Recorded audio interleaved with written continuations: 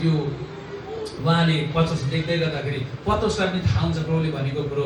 अनि प्रभुले पनि त्यो कुरा पत्रुसलाई याद दिलाउँछ, फर्केर हेर्छ, आज मलाई क्रुसमा झुन्डाउनको लागि आज लगिरहेको हुन्छ, पक्रिरहेको हुन्छ।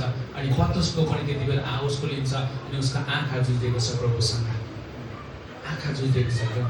अनि आँखा जुझ्दै गर्दाखेरि आफैले आफैलाई शर्मिन्दा भएको छ। अनि तर पत्रुसले चाहिँ पश्चाताप गरेको छ, आमेन, पश्चाताप गरेको छ। अनि यहाँ चाहिँ हामी हेर्छौँ भनेदेखि नि यहुदाले पनि त्यही काम गरेको छ।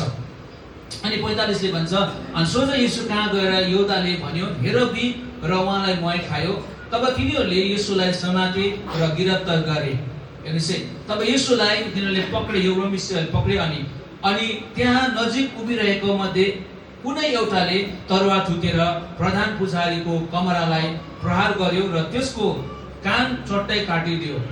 हेर्नुहोस् है, प्रभुलाई पक्रियो, तर त्यहाँनिर चेलाहरू मात्रै आज कसैले त्यहाँनिर आज तरुवा धुतेर चाहिँ के गरेको छ, आज त्यो सिपाहीको तरुवा धुतेर त्यो आज प्रधान पुजारीको त्यो आज के अरे सिपाहीको चाहिँ कान चट्टै पारिदिएको छ है, चट्टै पारिदिएको छ। प्रभुले त्यहाँनिर आज भन्नुभएको छ, तिमीले त्यसो गर्नु हुँदैन पत्रुस, तिमीले आफ्नो के अरे तिम्रो तरवार चाहिँ कहाँ राख, अब तिम्रो उस माइनमा राख, किनभनेदेखिलाई तरवार चलाउनेहरू तरवारले नै नाश हुनेछ।